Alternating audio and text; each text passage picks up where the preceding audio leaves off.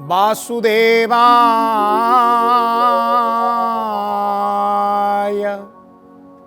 ओम नमो भगवते पुरुषोत्तमाय।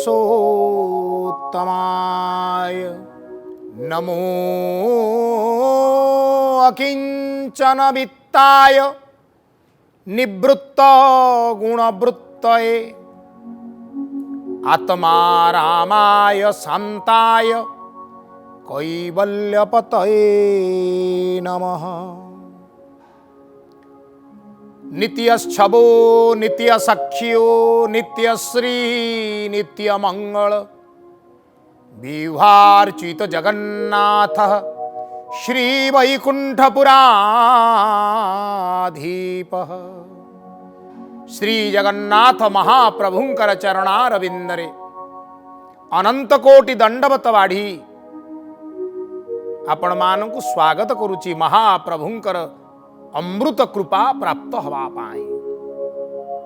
जगन्नाथ भागवत भागवत जगन्नाथ महाप्रभुंकर मुखनिसृत वाणी महाप्रभुंकर वाक्मय शरीर महाप्रभुंकर शब्द ब्रह्ममय रूप श्रीमद् भागवत आउ ये अमृत श्रीमद् भागवत कथा। आसंतु समस्ते आजिर कार्यक्रम को प्रारंभ करिबा। महाप्रभु जगन्नाथंकर चरणारविंदरे कोटि कोटि कोटि कोटि दंडवत ज्ञापन करी। गत अध्याय आम चर्चा करुथिले असंजत मन किभली अद्भुत परिवेश आ परिस्थिति सृष्टि करि पारे। इंद्रिय मानक मध्यरे सकल इंद्रिय विविध प्रकारर भोग विलास इच्छा करती। काम वासना मन मध्यरे जाग्रत हवा क्षणी इंद्रिय माने अथय होई उठंती। बड़ विषम बड़ कष्टकर काम वासना को संयत करिबा। आमे देखुथिले किभली भावरे संध्या समय संध्यार ए समय रे दीति किभली भावरे निजकु संयत करि पारि नाहंती। जाई पहुंचीचंती स्वामी कश्यपंक पाखरे बलपूर्वक तांक ठारू जोर जबरदस्त काम भिक्षा करिचंती। त्रिसंध्या करिबा दरकार। आमे सनातन चेतना रे विश्वास करुथिबा हिंदू माने अंतत पक्षे भगवान को तीन थर स्मरण करिबा दरकार। पवित्र प्रभात ब्राह्म मुहूर्त से गोटे संध्या दिनर द्विपहर सूर्यदेव मथान उपरे थिला बेले पुणी सूर्यदेव अस्ताचल गमन करुथिबा समय रे आउ गोटे संध्या। ये त्रिसंध्या रे भगवान को स्मरण करिबा दरकार निहाती रूपरे। किंतु ये जो त्रिसंध्यार तृतीय संध्या ये संध्या रे देव स्मरण न करी देह विलास रे अधिक व्यस्त होइचंती कश्यप एवं दीति। फलाफल कौन हब श्रीमद् भागवत आमको तार सुंदर प्रमाण देवे। बोलिए नंदनंदन भगवान की जय। कश्यप उवाच सुण सुंदरी मो वचन मुहि जानई तोर मन। ए संध्या काले मोर पासे तुझे मिलिलु रति आसे। ए धर्म प्रमाण स्वभाव के ताहा अन्यथा करिव।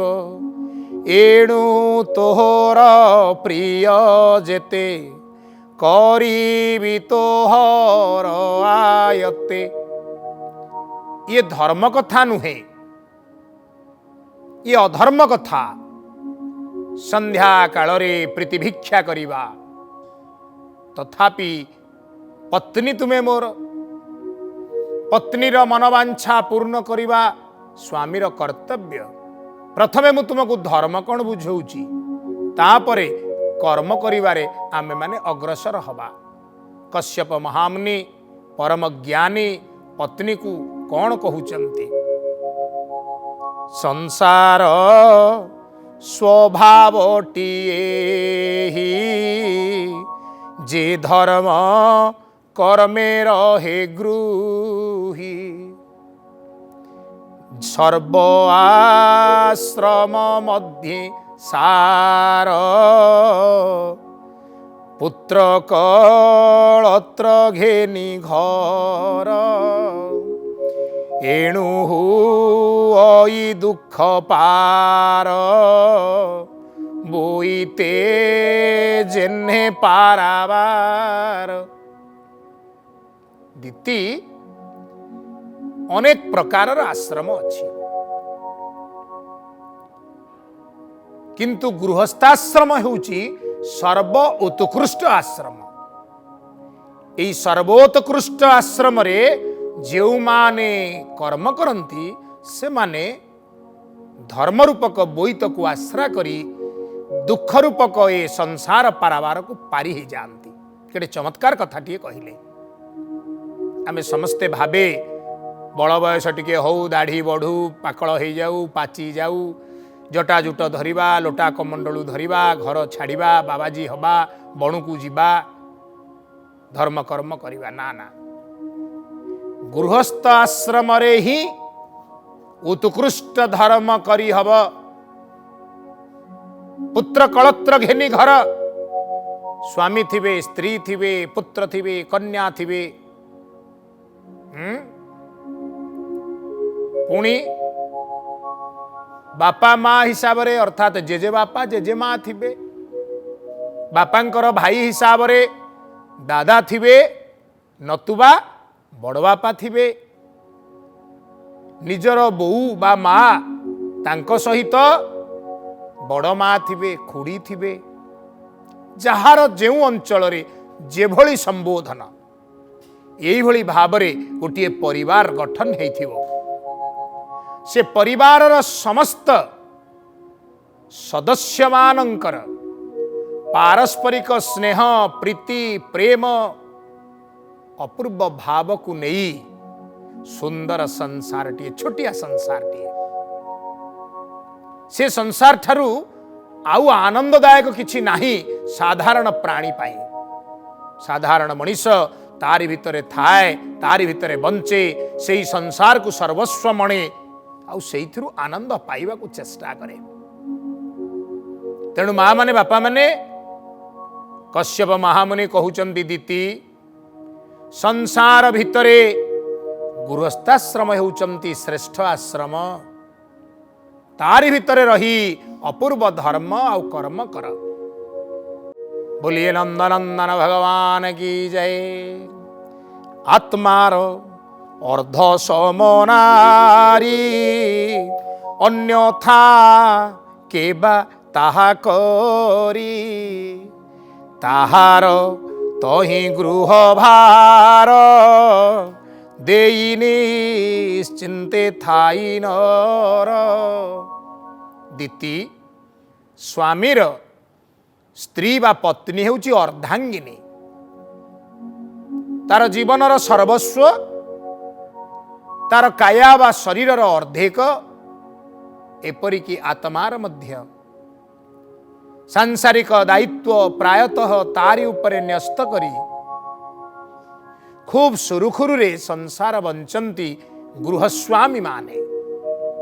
आउ कौन कहउचंती कहले, जाहार आश्रे प्राणी थाई इंद्रिय शत्रु कुजिणई, एणु तुम्भर उपकार सुझा जेन जीव आंभर, एक था के करिब आन जहा संचिले भगवान। दीति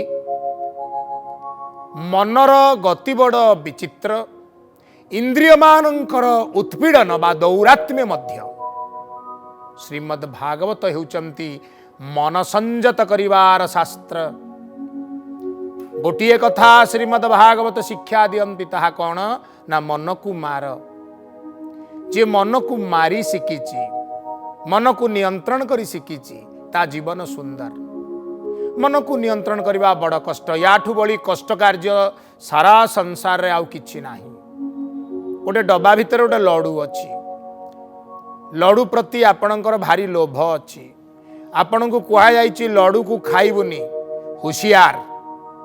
आपण लडूटी को देखुथिबे पुणी मुह बुलेई दउथिबे, नाई आकट करा ହେଇछि, नाई खाइबी नाही।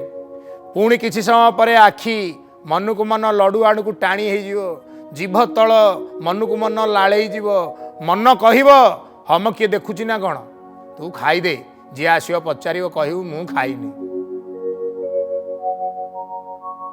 चटकिना हाथ डबा भितर पशिला, लडूटा उठी आसी पार्टी रे जेते शीघ्र चाकुड़े पेट को ढोकी दे मनीष बसीगला।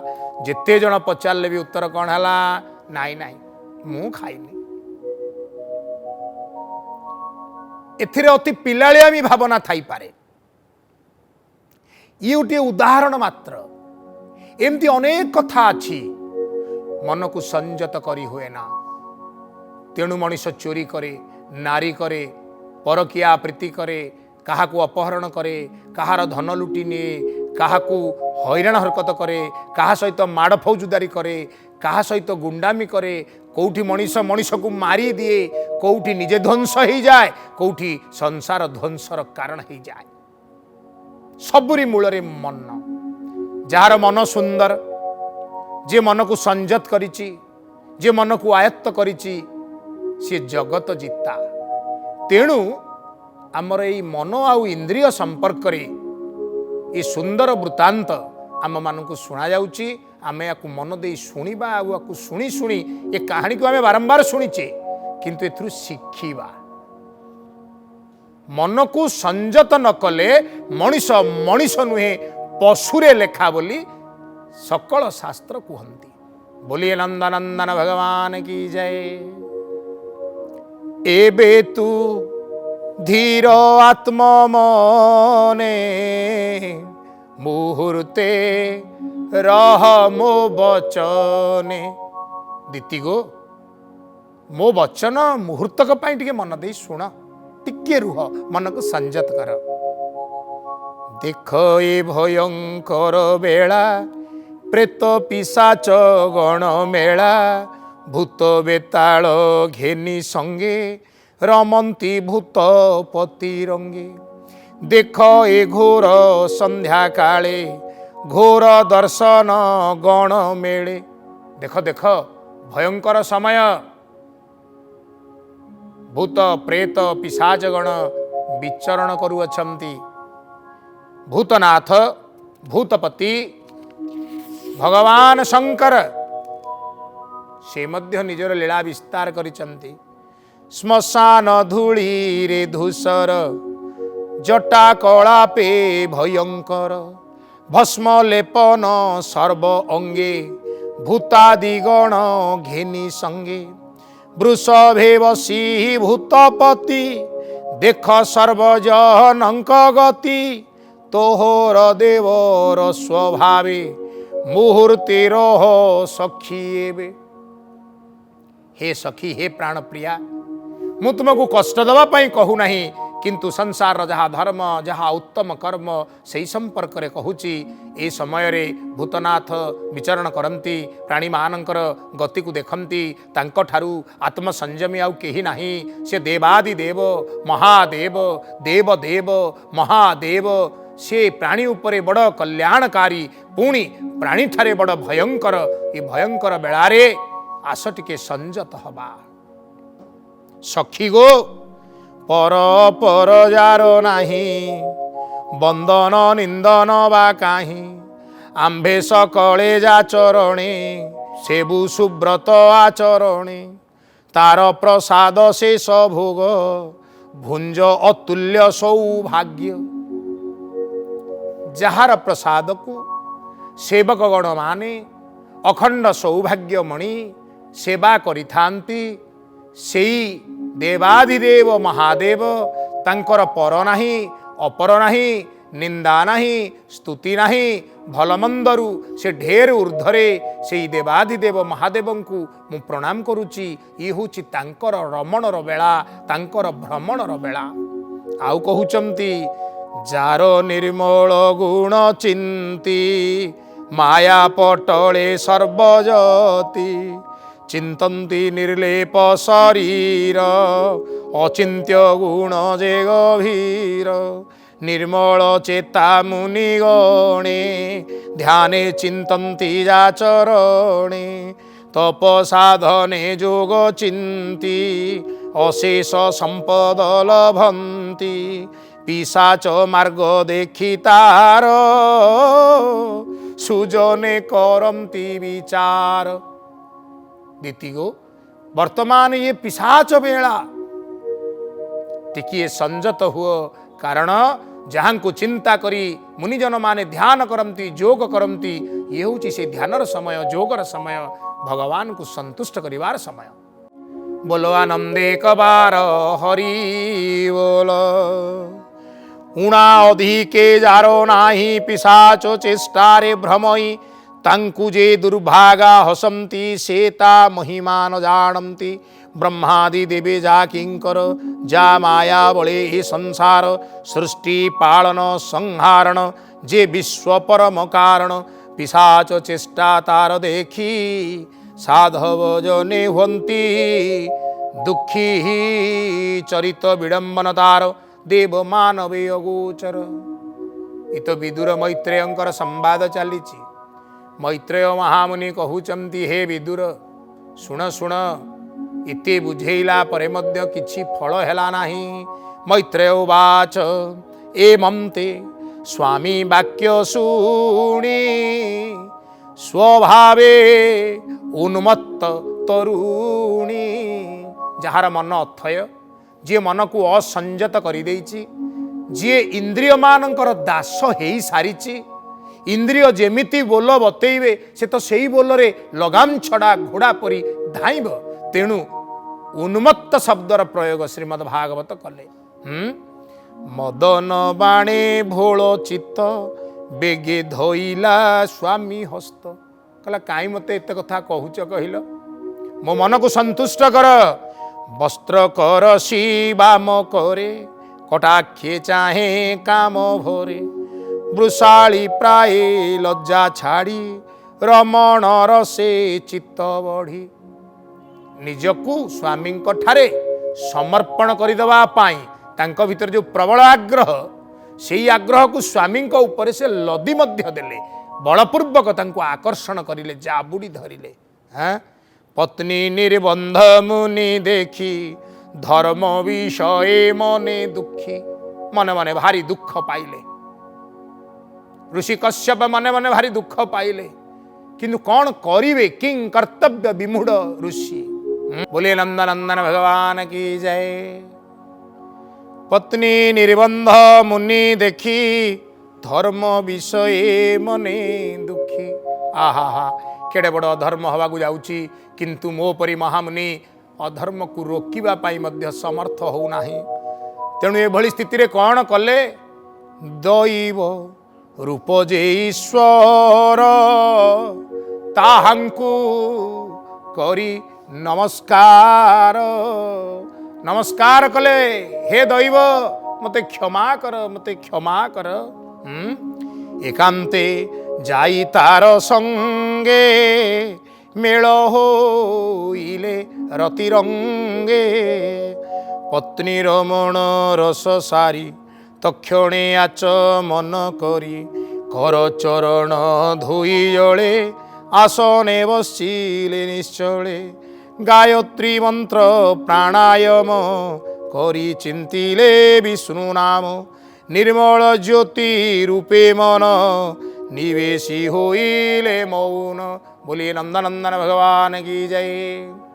पत्नीर मन कथा बुझिले तापरे आसिले स्नानादि कर्म को समापन करी सुंदर दिव्य आसन रे विराजमान होई मन को शांत कले टिके प्राणायाम कले एवं तापरे भगवान सुंदर ज्योति स्वरूप दिव्य रूप को त्रिकुट मध्य धारण कले से हजि गले।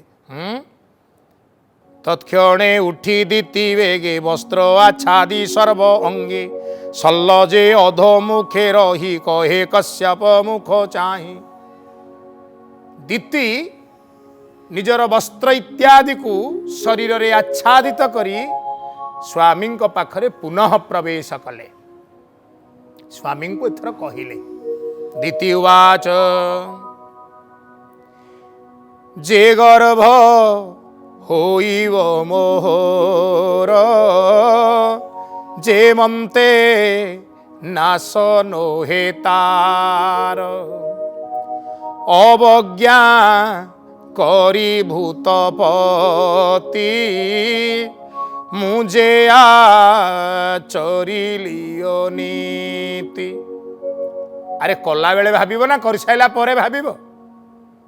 कर्म करिबा पूर्वरु 100 थर भाब तापरे कर्म कर। जो माने कर्म करि सारिबा परे 1000 थर भाबंती तांक ठारु बळी महामूर्ख आउ किए अछि? हाथुर तो खसी जाई थाए आउ कोन थाए? तेणु आपणा कला कर्मवान आगु होइब सावधान, आगु होइब सावधान। दिति कहउचंदी स्वामी हे आपण एते बुझेइले भयंकर बेला पिशाच बेला बुझिलिनी, किंतु मो ऊपर टिके कृपा करिवे। आपण तो महामुनि, आपणकर तो अमोघ वीर्य, जहाँ मो गर्भरे स्थान पाइछि मो गर्भ जमिति नष्ट न हब। भगवानंकर कोप दृष्टि जदि मोर गर्भ उपरे पड़िबो जे एटा अबेलारे अकर्म कला, तेणु मोर गर्भ जदि नष्ट हो मते बड़ बाधा हब। पुणी विनम्रतार सहित निवेदन करुचंदी दिति। भोरुद्र नमु तो चरणे तोर विहार भूतगणे हे शिव शिव दंडधर उदंड दंड तोर कर तुग्र भीम उमापति तो अनुग्रहे नाही भीति अपराध नाशे तोर दया ताकू न लागे विष्णु आया। अपराध हो जाइछि, अपराध हो जाइछि, अपराध आपण क्षमा कला वाला। हे उमापति क्षमा करिवे। आपण क्षमा करिदेले विष्णु को कोप विष्णु माया मध्य हमको लागिब नाही। बोलिए नंदनंदन भगवान की जय। तो उग्र रूप क्षमा कर नमो नमस्ते तो पयोर संहारे क्रोध रूप तोर तो पादे मोर नमस्कार गर्भ मोर रख हे गोसाई प्रसन्न हुओ दया बही हे प्रभु देव भगवान आम्भंकु होई वा प्रसन्न मुझे स्वभावे स्थिरी जाति नमो नमस्ते सतीपति पत्नी स्वभाव भोले जान विचारी हुओ तू प्रसन्न देव देव महादेवंक उद्देश्य करपत्र जोड़ी न तो जानू होई विनम्रतार सहित निउछाली होई अनेक प्रार्थना दीति करने को लगिले। भूल तो करिसंती कौन करिवे। मैत्रेय कहउचंती हे विदुर मन देई शुण। मैत्रेय उवाच गर्भ आशीषे मन देई गोविंद कंपे कश्यप मुख चाहि तत्क्षणे ध्यान छाड़िबे गे गोविंद मुनि कहंती पत्नी आगे। कश्यप ध्यान उठिले दितिंकर विलाप को शुणी उठिले तांक मुह को चाहिए आउ कहिले कश्यप उवाच बोलानंदे कवार हरि बोल भो सुखी शुण शुद्ध चिते गोविंद ए कर्म तोहर आयते। कर्मटा तो आयतरे थिला भल करी मने रख श्रीमद् भागवतंकर वाक्य को आउ आम आयत्तरे किछि नाही समय आम आयत्तरे अछि ना एबे गड़ी गड़ी जाउची आजिटा काली हबो कालीटा पर दिन समय आम आयत्तरे नाही। आमर शरीर आम आयत्तरे अछि ना ना एबे जो शरीर देखुच आउ टिके गले ये आउ टिके बढ़ी जिवो आउ टिके गले आउ टिके बढ़ी जिवो तापरे गले पुन टिके छिड़िबो धीरे धीरे छिड़ी छिड़ी वृद्ध होई मिसी जिवो माटी रे आउ परे आम आयत्त नाही। संसार उपरे आयत्त अछि। आज आम टगर गछ डालटा आम भांगी देइथिले आम दुआर मुह जाए लंबी थला फेरे आउ 2-4 दिन 5 दिन 10 दिन गले लंबिबो आमर संसार उपरे आयत्त नाही, शरीर उपरे आयत्त नाही, समय उपरे आयत्त नाही, काहा उपरे आयत्त नाही, ताहले आमे संसार बंचिबा केमिति? संसार गोटे कथारे आमर आयत्त अछि, ताहा होछि आमर कर्म। वर्तमान समय रे जेउ कर्म आमको दिया जाइछि, मन प्राण योग्यता सामर्थ्य देई सेही कर्म टिकी कर। आउ से कर्म करुथिबा समय रे धर्म अधर्म विचार करी कर। 100 थर भाव न जानी पारिले पाख लोकंकु, विज्ञ लोकंकु, गुरु गुरुजन को पचारी उचित कर्म उत्तम कर्म ही कर। आउ सेही भली कर्म कले ही तुमर ए संसार रे निजर बंचिबा को तुमे सार्थक करि पारिबो। तुम कर्म तुम आयत्त रे थिला दीति, तुम कर्म तुम आयत्त रे थिला, तुम कर्म तुम आयत्त रे थिले मध्य तुमे ताहा कल नाही। तुमे ताहा करिबा उचित थिला, जहा धर्म सम्मत। बहुत कहिली, बहुत बुझेइली, तथापि तुमे मध्य मोर कथा को सुनिल नाही। सामान्य शरीरर ताड़नारे, इंद्रियर ताड़नारे, इंद्रियर प्ररोचनारे तुमे भूली गल धर्म अधर्म। फलाफल जा हब ताकू तो भोगिब। समय आज एठी आदेश देलेनी, बाणी विराम नेबे। श्रीमद् भागवतर यही उपादेय कथा वस्तु को आगामी पर्याय रे पुणी श्रवण करिबा। सेतबेले जाए समस्ते सप्रेम भगवत चरण रे मन निवेश करी कहूथिबा, ओं नमो भगवते वासुदेवाय।